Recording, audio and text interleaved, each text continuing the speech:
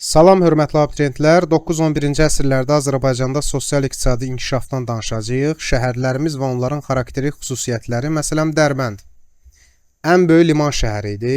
10-cu əsrdə şəhərdə kanalizasiya sistemi yaradılmışdı. Kətan parça istehsalı ilə məşhur idi. Bakı isə ikinci liman şəhəri idi və neft bulaqları ilə məşhur idi. Şirvanşahlar dövlətinin paytaxtı olan Şamaxı Şirvanın iqtisadi və siyasi mərkəzi idi. Təbii ki, Şirvanşahların paytaxtıdırsa, Şirvanın da iqtisadi həm də siyasi mərkəzi olmalıdır da. Və ipəyi ilə öz şöhrətini qazanmaqda və davam etdirməkdə idi. Bərdə, Qafqazın baş şəhəri, Arranın anası, ana şəhəri idi. 8-ci əsrin əvvəllərindən Ərəb Əmirliyinin mərkəzi olmuşdu. Albaniya süqut eləyəndən 705-dən. 944-də Slavyanların yürüşündən sonra isə şəhər bir də özünə gələ bilmədi. Bərdə haqqında onu deyək ki, ərəb səyyahları onu Bağdadla müqayisə edir, onunla eyniləşdirirdilər. Gəncə. Gəncə məziyyəlilərin iqamətgahı olur 859-cu ildə, daha sonra isə Şəddadilərin paytaxtı olur 971-ci ildə. İslam dünyası ilə Xristian dünyası arasında strateji qala idi.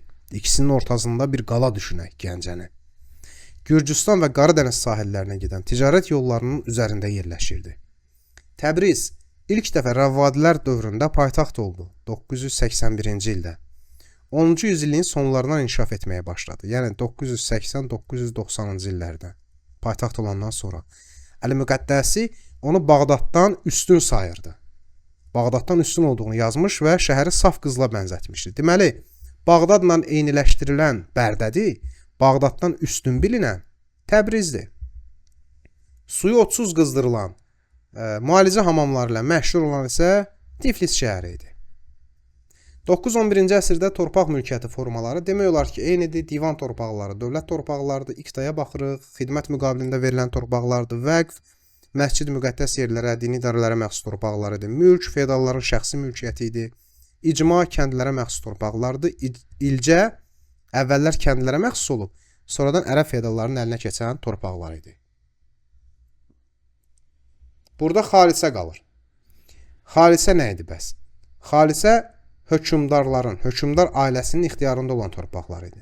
Yəni, divandan gələn deməli, gəlir, dövlətə gedirdisə, vəqfdən məsələn gələn gəlir məscidə, ruhanilərə, xeyriyyə cəmiyyətlərinə gedir, oradan da ehtiyaclı şəxslərə xərclənirdisə, xalisədən əldə edilən gəlir hökmdarın cibinə gedirdi. Onun ailəsinin xərclərinə sərf olunurdu. Və xalisə 9-11-ci əsrlərdə yaranır. 9-11-ci əsrlərdə vergilər və kəndli qrupları. Vergilər, üşür vergisini görürük. Üşür, onda biri düşür. Yəni, torpaqdan istifadəyə görə alınan onda bir vergisi idi. Torpaqdan istifadə edirsən, neçədə bir düşür? Üşür. Onda bir düşür. Zəkat müsəlmanlardan əmlaka görə alınırdı, sədəqə və ya xüms. Cizyə müsəlman olmayanlardan alınan can vergisidir. Bunu zaten bilirsiniz. Kəndli qrupları hansılardır? Kəndli qrupları uluculardır, aslı kəndlilər. Bir də azadlardır. Əsasən dağlıq ərazidə yaşayan azad kəndlilər. Ümid edirik ki, bu mövzu sizin üçün daha maraqlı oldu bu video dərs sayəsində. Hər birinizə uğurlar dəyərli abituriyentlər.